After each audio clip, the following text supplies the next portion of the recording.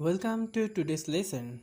Today we are going to learn about alternating currents fundamentals. First, we will have to know what is alternating current. Alternating current is such types of current that change its direction with amplitude with time. And for DC current, we have seen that it do not change its direction with time. Now we will learn some properties of an AC signal. Suppose this is a AC signal, this is a complete cycle of an AC signal. The first portion is known as positive half cycle and the second portion is known as negative half cycle. The distance from the baseline to peak point is known as its amplitude, and it also known as its peak value or max value of that signal. The distance between the positive peak to negative peak is known as peak to peak value. Okay, this is known as peak to peak value, the distance between positive and negative peak. The time required to complete a complete cycle of this signal is known as time period T. And another important criteria is frequency. Frequency is mainly the number of complete cycle that is completed by a signal in 1 second time period.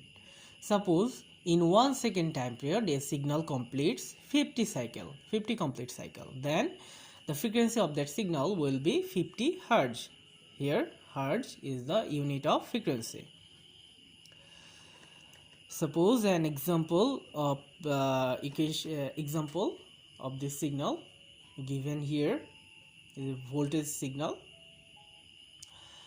Here the amplitude of this signal is 10 volt as it is given from this picture, and the peak to peak value will be 20 volt. We can see peak to peak value is 20 volt, and as in 1 second time period it completes 1 2 3 complete cycle, so the frequency will be 3 Hz.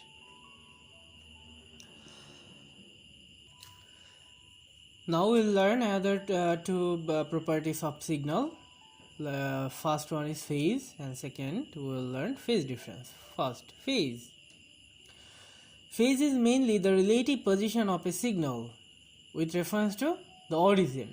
Here we can see in our first curve it starts from the origin, so the phase will be 0 degree, and in second picture we can see that the origin of the signal starts away from the 0 degree position and it's away by 30 degrees, so we can say that the phase of the signal will be 30 degree. Now phase difference. Phase difference is mainly the relative difference of phases between two curves. Here suppose we are considering two curves like curve A and B. The phase of curve A is 0 degree and the phase of curve B we assume is it's as 40 degree. So the phase difference between two curves will be 40 degree. In second picture we can see that the phase of signal A is 30 degree and the phase of signal B is 60 degree. So the phase difference between two signals will be around 30 degree. Now we will learn another important thing is leading and lagging of signal. Suppose in first picture the positive going of signal A starts way before signal B, so we can say that signal A leads signal B, or in other words we can say that signal B lags behind signal A. In second picture we can also see that the positive going or the starting point of signal A starts way before signal B, and signal B starts after signal A, so we can say that signal A leads B by 30 degree, or we can also say that signal B lags behind signal A by 30 degree. If both signal A and B starts and ends in same position or in the same time period, or in other words their positive going starts from the same angle, so we can say that these two signals are in phase. So signal A and B are in phase. Now we'll learn how to represent a curve using equations. This is the equation of any AC signal, y equal a sin omega t plus minus theta. Here y is the instantaneous value of AC signal, a is the amplitude of that signal, omega is angular frequency, and theta is their phase, where t is the instantaneous time. Okay. Now we will see how to represent its equation of a curve. Suppose a signal starts from 0 degree position, so its phase is 0 degree, so the equation will become y equal a sin omega t.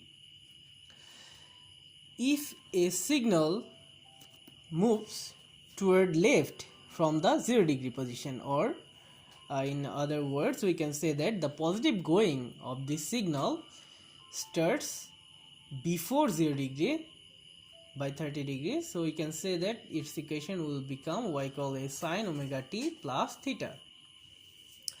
And if the signal moves toward right direction from the origin, or in other words we can say that the positive going of this signal starts after 0 degree, so we can see the equation of that curve will be y equal a sin omega t minus theta.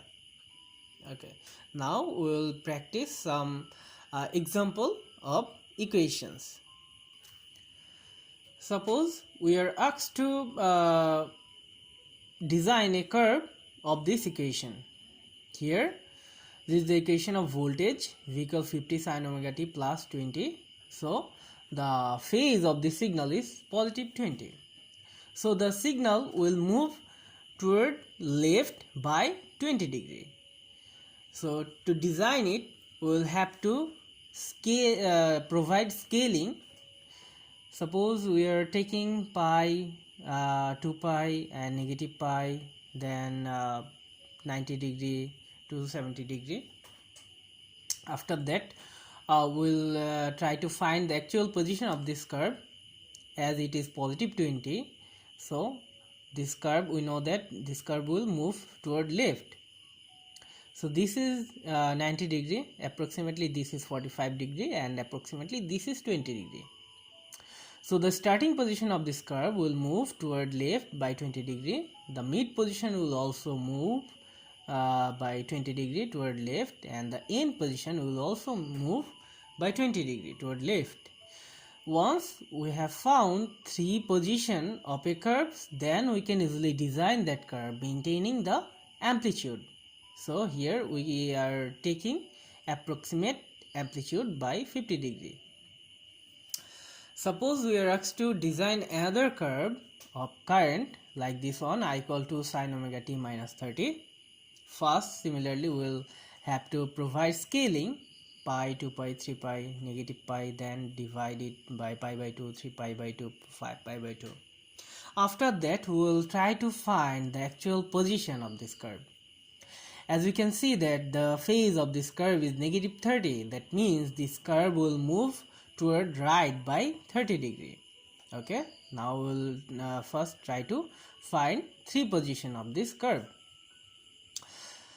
The starting position will move 30 degree toward right, so this is 90 degree, approximately this is 45 degree, and approximately we are taking this as our 30 degree.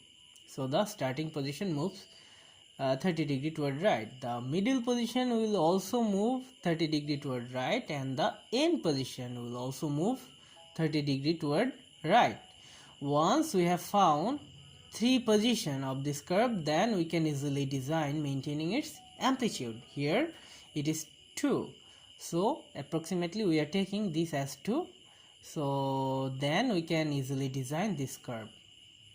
Okay, so that's all for today, and in our next tutorial we'll try to learn the behavior of AC curve through resistive, inductive and capacitive elements. Thank you.